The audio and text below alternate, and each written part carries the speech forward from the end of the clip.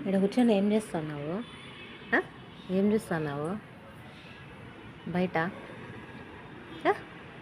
ఏం చూస్తున్నావు నాన్న బయట? దోయ్ చెప్పు చుట్టూ ఏమి? ఓయ్ ఏం చూస్తాను బయట? ఏం చూస్తాను? ఏం చూడలేదా? పడుకో అయితే పడుకో, ఇడే పడుకో పడుకో పడుకో.